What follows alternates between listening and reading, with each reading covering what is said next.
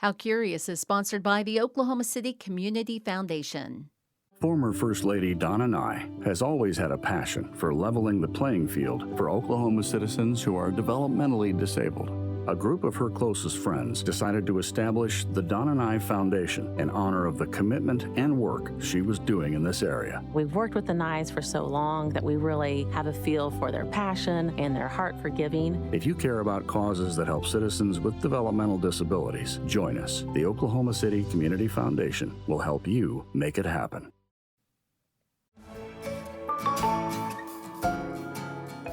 Hello and welcome to KGOU's How Curious. I'm Rachel Hopkin. Hello. Hello. I'm Rachel. Nice to meet you. I'm Amy. The place where I've just arrived is the Moore-Lindsay Historic House Museum in central Norman, Oklahoma. The museum manager, Amy Pence, has kindly welcomed me in. I'm excited. I've been meaning to come to this place ever since I moved here.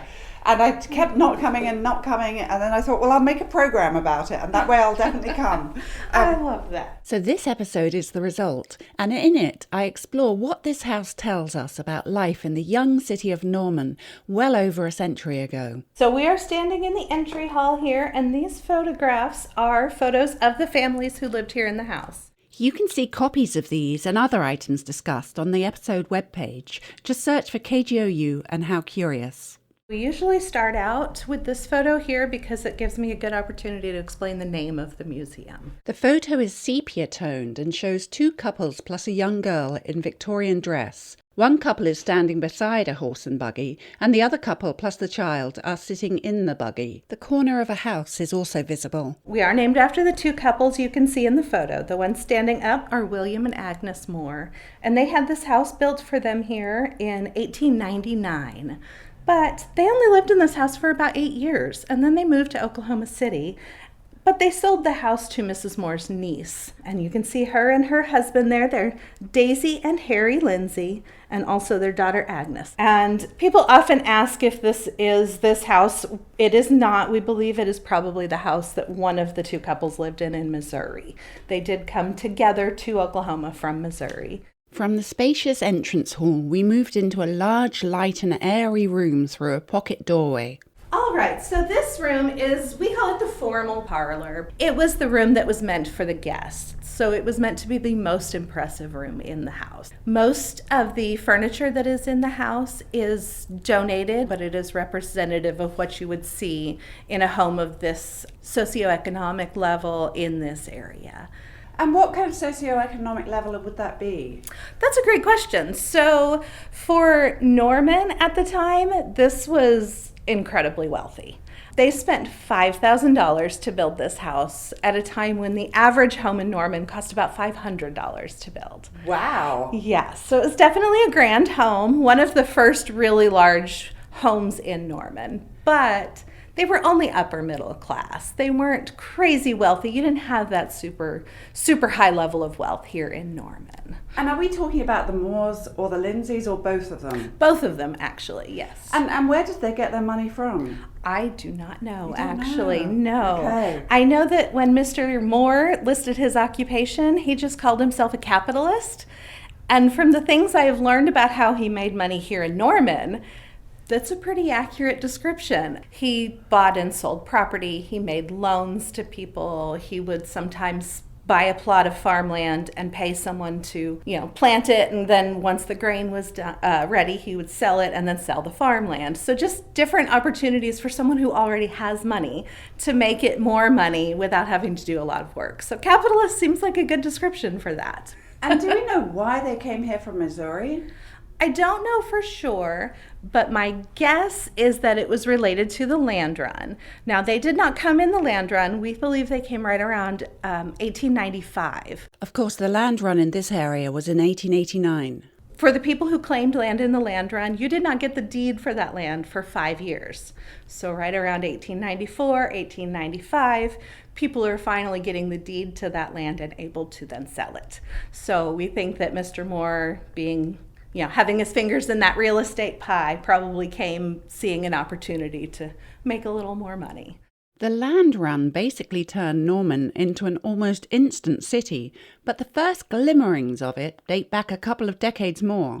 Here's local historian Andy Rieger. government surveyors came through what became the state of Oklahoma in 1870 something. In that survey crew was a young Kentucky man named Abner Norman, and he was made head of the survey crew, and they camped at a spring down by where now Lindsay Street and Classen, where the U-Haul, there's a spring back there, and there was an elm tree there, and perhaps in jest, his workers burned or carved Norman's camp on one of the limbs of the tree.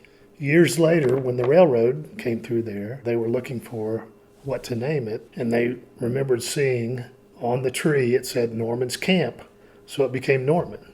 But that's really how Norman developed. It developed as a railroad town. That named stop on the railroad was crucial when it came to the land run, which took place only a couple of years after the tracks were completed. The federal government wanted people to move west, and they had the land from the Louisiana purchases and different areas, and they wanted settlers, and the way to get settlers was to offer them a carrot, and the carrot was a quarter section of land, 160 acres.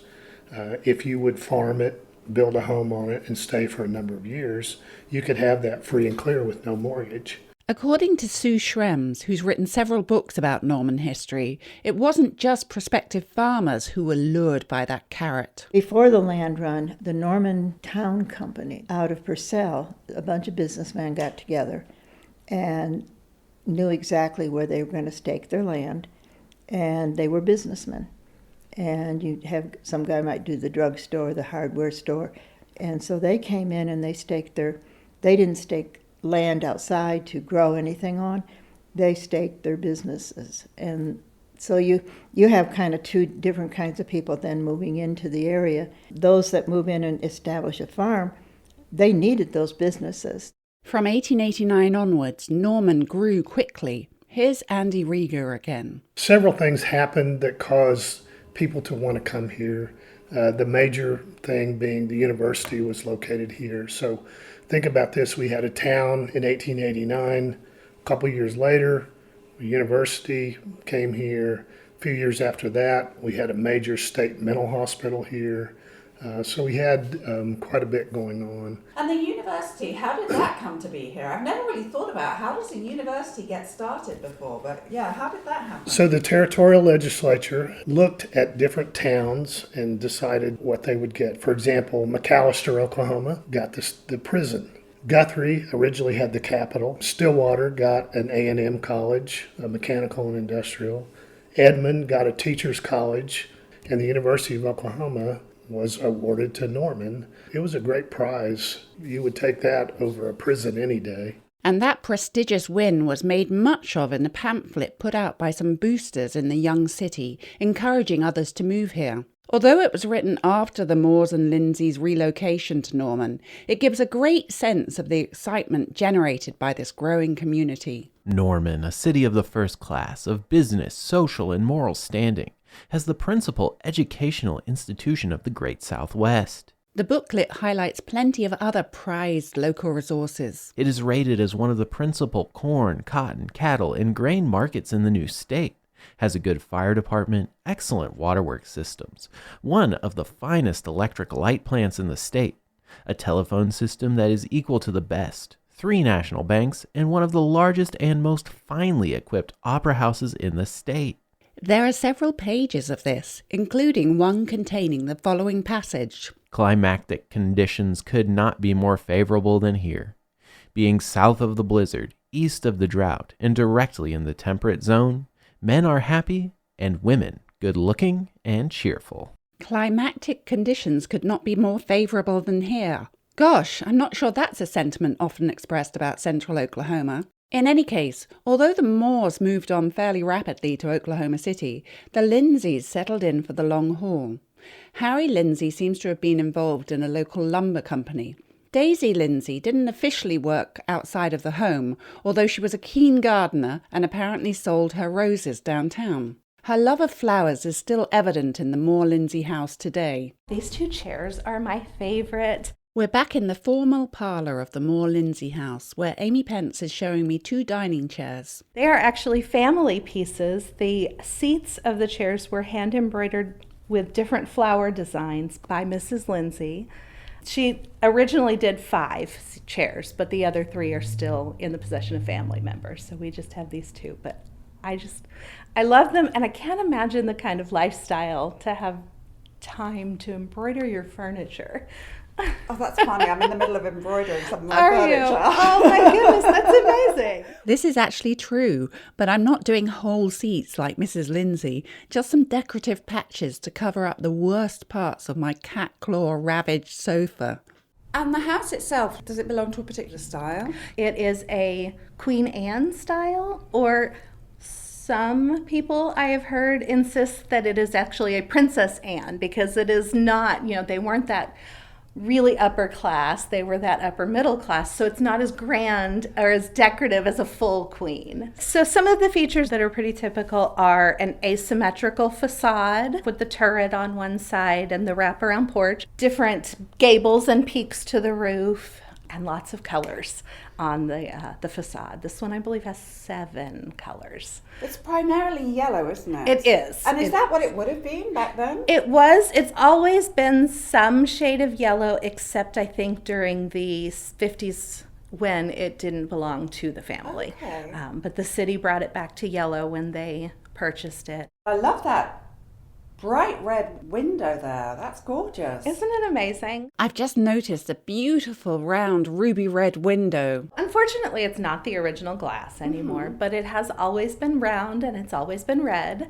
And I've been told that that is so that when the ladies are in this room with their guests, the light coming through gives them that rosy glow to their cheeks, because wearing visible makeup would have been a little scandalous. So tell me, I'm standing now in front of the window. Do I suddenly look rosy-cheeked? Oh, you and do look blooming? a little bit more, yes. Now, I think by modern standards, it's not necessarily the most flattering light in the world. It's a little red, but... It is quite red, yes. I feel a bit devilish, actually. But I love the idea. Well, we can't wear makeup, so we have to find some way to make ourselves look a little better while we're here with our guests. The Moore-Lindsay House is in an area of Norman that's within easy walking distance of what would have been the primary business section of the city, around East Main Street.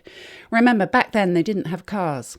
It earned the nickname of Silk Stocking Row because of its well-dressed and well-heeled residents, which included bankers and businessmen, and apparently a territorial governor at one point.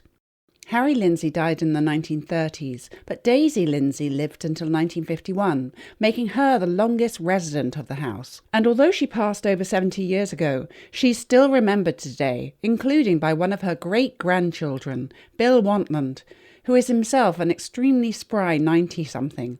He spoke of her to me with much fondness. She was just a wonderful, wonderful woman, and I spent a lot of time at the house. Sometimes we'd go there for the weekend, and so she would fix breakfast on Sunday morning for us.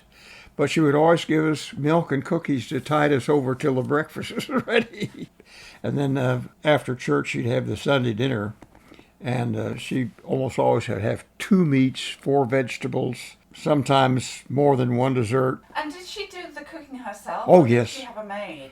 Well, she had a housekeeper, but she did the cooking. She was a fantastic cook. I asked Bill if she'd ever talked about perhaps historically significant times in the young city. The one thing that my great-grandmother talked about is what happened when statehood came. Because Oklahoma Territory, you had the sale of alcoholic beverages. Indian Territory was totally dry. But when the state became a state, the 2 territories were merged, and alcohol became illegal in Oklahoma until 1959. But on the last night of the territory, all the saloons in Norman opened up for free. They had to get rid of the liquor. And then at midnight, they had to pour it out. And people were there with pots and pans and everything to get what was going to be poured out. That's hysterical. I didn't know that. Yeah. Did you get the impression that your great-grandmother liked living in Norman? Oh, yes, she enjoyed it. Thanks so much to Bill Wantland and all of the contributors to today's episode, including reader Robbie Korth plus Mike Tower. The Moore-Lindsay Historical House Museum is, of course, open to the public, and I've put a link to it on this episode's webpage. Search for KGOU and How Curious. How Curious is a KGOU public radio production. The managing editor is Logan Layden, David Gray composed our theme music, and I'm Rachel Hopkin. As ever, if you have an idea for a future episode, I'd love to hear about it. You can reach me at curious@kgou.org.